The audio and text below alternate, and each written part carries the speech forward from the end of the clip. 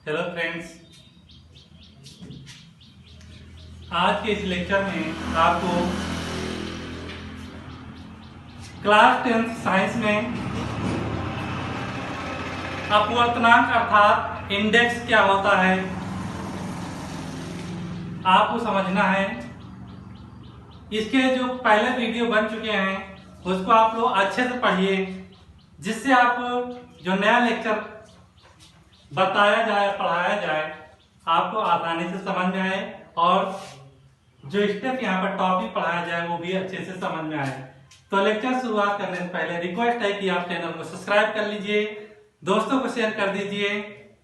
तो आज के इस लेक्चर की हम शुरुआत करने जा रहे हैं और इसकी शुरुआत किससे कर रहे हैं? अपवर्तनांक से। अपवर्तनांक क्या होता है? जब प्रकाश किरण क्या है एक माध्यम से दूसरे माध्यम में जाती है तो माध्यम के कारण उसकी चाल में परिवर्तन आता है। तो उसकी चाल में जो परिवर्तन होता है उसे हम क्या बोलते हैं? अपवर्तनांक बोलते हैं। यहां पर जितना भी स्टेप लिखा गया है इसको आप पढ़ लीजिएगा, समझ लीजिएगा, क्योंकि हम यहाँ पर फिगर बनाएंगे और फिगर में अच्छे से समझाएंगे जितना भी स्टेप लिखा गया है। अब देखिए, मान लेते हैं यहाँ पर कोई पारदर्शी माध्यम है। ये क्या है? पारदर्शी माध्यम MM-। ये क्या है? प्रकार का दर्पण है।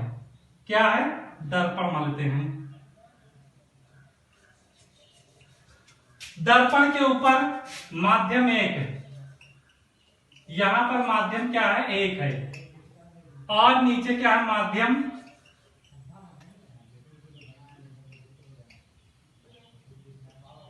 माध्यम दो है। माध्यम एक जो है हम मान लेते हैं अभी वायु है। अब माध्यम दो जो दिया गया उसको मान लेते हैं कांच है। इसका घनत्व तो मान लेते हैं हम D1 है और इसका घनत्व तो मान लेते हैं D2 है। यहां पर भैया ये कांच का माध्यम है, आपको समझ में आ रहा होगा कि यहां पर वायु भरी है और यहां पर कांच भरा है। तो वायु का माध्यम सघन होगा अर्थात गहन होगा कि कांच का माध्यम सघन अर्थात गहन होगा। तो यहाँ पर आपको पता है कांच क्या है? ज्यादा सघन होता है। और वायु क्या है? इसे जो वायुमंडल में दिख रहा है इसमें प्रकाश तेजी से चलेगा, लेकिन जब कांच में प्रकाश को चलना हो तो प्रकाश की चाल क्या हो जाती है? कम हो जाती है। क्यों? देखिए, प्रकाश सूर्य से आता है तो हम लोगों पर या पृथ्वी पर तेजी से पड़ता है, लेकिन अगर उसी प्रकाश को कांच में से गुजारा जाए तो प्रकाश का जो धीमा हो जाता है, प्रकाश क्या है? धुंधला दिखाई देता है, अर्थात प्रकाश की चाल उसमें क्या होती है? कम हो जाती है। मान लेते हैं प्रकाश किरण है जो माध्यम एक से माध्यम दो में प्रवेश कर रही है। यहां पर हम एक क्या है? अभिलंब खींच लेते हैं। अभिलंब का आप मतलब जानते हो, अभिलंब किसे कहते हैं? जो क्या है? 90 एंगल बनाए, 90 डिग्री का एंगल बनाए। यहां पर देखिए ये 90 डिग्री का एंगल है, ये 90 डिग्री है, ये भी 90 डिग्री है, ये भी 90 डिग्री है, ये भी 90 डिग्री। जो 90 अंश का कोण बनाए क्या है? वो क्या होता है? अभिलंब होता है। यहां पर ये क्या है? अभिलंब है।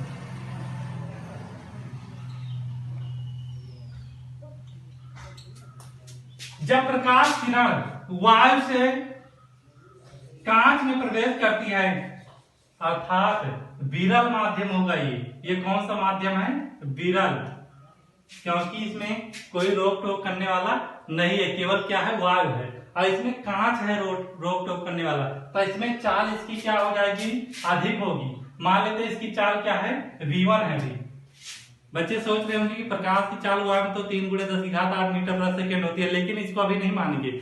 यहाँ पर हम केवल अभी V1 मान रहे हैं। मान लीजिए यहाँ पर वायु में होकर और कोई माध्यम आ जाए तब क्या होगा? तभी मान लेते हैं वायु के स्थान पर कुछ और माध्यम भी मान लेते हैं, कोई दिक्कत नहीं है। तो यहाँ पर V1 माध्यम है और जो प्रकाश किरण सघन माध्यम में जाती है तो सघन माध्यम में जाने के बाद ये क्या है? अभिलंब की ओर झुक जाती है। तो प्रकाश किरण को जाना चाहिए था ऐसे, लेकिन प्रकाश किरण क्या अभिलंब की ओर झुक गई। आपतित किरण तथा विलंब के बीच जो कोण बनता है उसको आई बोलते हैं, आपतन कोण। और अपवर्तित किरण और अभिलंब के बीच जो कोण बनता है उसको आर बोलते हैं। यहाँ पर आपको पता होगा इस कंडीशन में आपको V1 का मान अधिक होगा, V2 का मान कम होगा। क्यों? वायर में प्रकाश तेजी से चलेगा, तो वायर में जो प्रकाश किरण की चाल है और कांच में जो प्रकाश किरण की चाल है, दोनों में से वायर में प्रकाश की चाल अधिक होगी, क्योंकि प्रकाश वायर में तेजी से चलेगा और इसमें उसकी अपेक्षा कम चलेगा। ठीक है, तो प्रकाश किरण का एक माध्यम से दूसरे माध्यम में जो उसके चाल में परिवर्तन आता है उसे हम क्या बोलते हैं? अपवर्तनांक। डेफिनेशन में यही लिखा गया है, प्रकाश किरण का माध्यम युग्मों में, माध्यम युग्मों मतलब है इन दोनों माध्यमों में जो परिवर्तन होता है उसे क्या बोलते हैं? अपवर्तनांक बोलते हैं। इसको हम म्यू से या एन से प्रदर्शित करते हैं। अपवर्तनांक का कोई मात्रक नहीं होता है। अभी हम बताएंगे मात्रक क्यों नहीं होता है, ये भी आप लोग ध्यान लीजिएगा।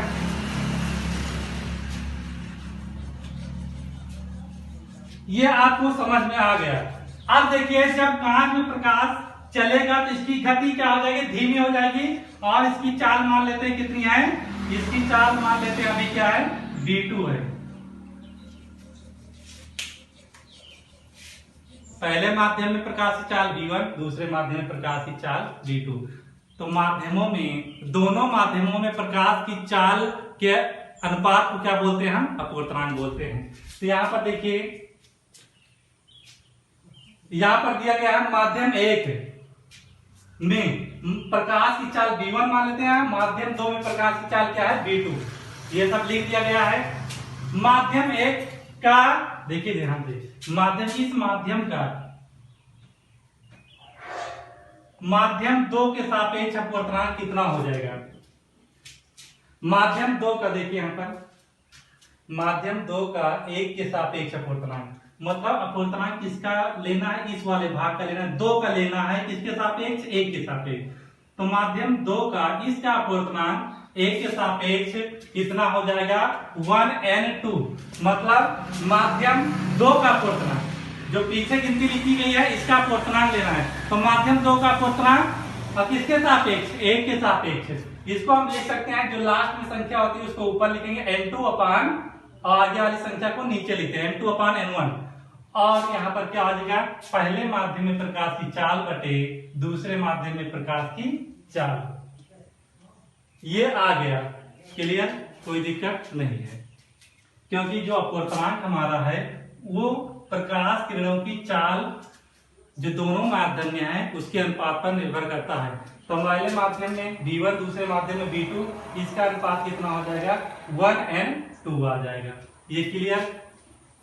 या तो ले सकते हैं माध्यम 1 का, इसका अपवर्तनांक लिया जाए कांच के सापेक्ष। अब की बात, इसका अपवर्तनांक लेना है, सापेक्ष इसको कर देना है, इसको कर देना है। तो यहाँ पर कर देंगे 2n1। माध्यम 1 का अपवर्तनांक 2 के सापेक्ष, यहाँ पर आएगा n1 अपान n2 या v2 अपान v1। अब यहाँ पर और आगे चलते हैं, मान लेते हैं पहला माध्यम y का हो जाए। अब हम लेते हैं क्या है? ये वाला माध्यम क्या है? y का, और ये वाला माध्यम कांच का है। तो y के सापेक्ष अगर कांच का अपवर्तनांक लिया जाए, देखिए पहला माध्यम कुछ भी हो सकता था, ये पहले आप लोग पढ़ चुके v1 v2 के लिए। लेकिन अब हम मान रहे हैं कि पहला माध्यम y का है और दूसरा माध्यम क्या है? जल या कांच का है। तो पहले माध्यम के सापेक्ष y के सापेक्ष सीधा कहेंगे, y के सापेक्ष कांच या जल का अपवर्तनांक क्या कहलाता है? निरपेक्ष अपवर्तनांक कहलाता है। निरपेक्ष अपवर्तनांक कहलाता है। इसके बाद यहाँ पर अब देखिए, वायु है, तो वायु पहला माध्यम वायु का, दूसरा माध्यम जल का या कांच का है। तो उसके लिए जो माध्यम का अपवर्तनांक आएगा, देखिए वायु में प्रकाश की चाल जो होती है, वायु के लिए प्रकाश की चाल यहाँ पर v1 को मान लेंगे c है, और v2 क्या? v2 को मान लेते हैं क्या है? v मान लेंगे। क्यों? क्योंकि जब वायु में प्रकाश चलता है तो उसकी चाल जो होती है c से प्रदर्शित की जाती है, और जब माध्यम में जाता है तो उसको हम मान लेते हैं, होता नहीं है, मान लेते हैं क्या है? v है। तो यहाँ पर क्या हो जाएगा? v1 के स्थान पर रख देंगे c और v2 के स्थान पर रख देंगे v। तो m, यहाँ पर m लगा देते हैं। ये क्या हो जाएगा? Index of medium, m for medium, अर्थात माध्यम का अपवर्तनांक बराबर हो जाएगा c अपान v। वाय में प्रकाश की चाल बटे माध्यम में प्रकाश की चाल। तो यहाँ पर m लगाओ या न लगाओ कोई जरूरत नहीं है। तो यहाँ पर m लगाओगे तो माध्यम को शो करेगा, नहीं लगाओगे तब भी क्या इसको हम माध्यम के लिए मान लेते हैं। अब यहाँ पर प्रकाश किरणों की उत्क्रमणीयता क्या होती है हम दोनों तरफ से दिखाएंगे। देखिए ध्यान से, इसी फिगर में आपको समझ लेना है। y के सापेक्ष कांच का अपवर्तनांक, मान लेते हैं पहला माध्यम y दूसरा माध्यम कांच है, तो y के सापेक्ष कांच, कांच का मतलब ग्लास, G जो दिया गया है G से, G किसको शो करता है? ग्लास को, ये कांच है। और A जो दिया गया वो इंडिकेट करता है एयर को, एयर में होता है y।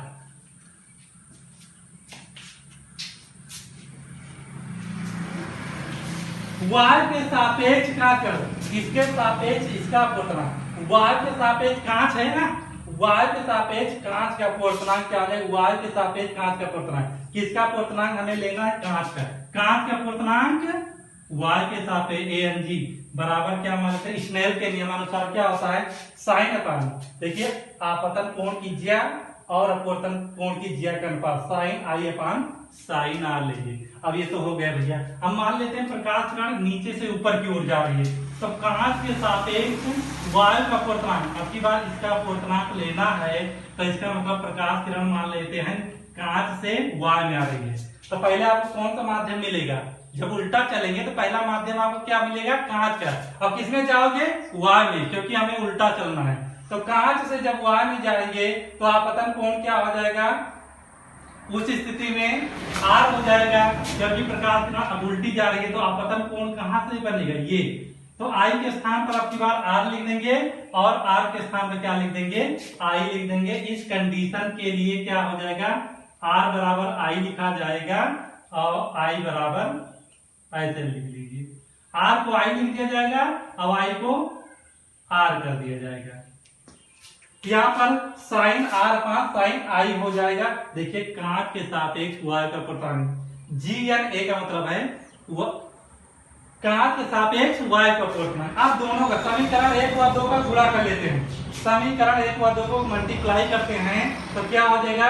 Ang बराबर GNA साइन I अपान, देखिए यहाँ पर ये साइन I, इसका मान जो दिया गया इतना दिया गया, तो यहाँ पर मल्टीप्लाई, उसके बाद इसका मान कितना दिया है? Sine R sine I। देखिए यहाँ पर साइन R से साइन R ऊपर नीचे कैंसिल, और यहाँ पर अंश हर में दोनों कैंसिल, बचेगा यहाँ पर 1, तो यहाँ पर आया 1। अब देखिए Ang मल्टीप्लाई GNA बराबर कितना आया? 1 आया।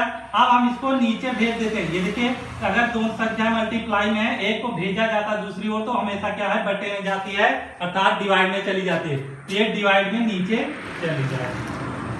तो ये क्या है? निरपेक्ष अपवर्तनांक है। यहां पर इसका मतलब भी लिख लेते हैं साइड में, जहां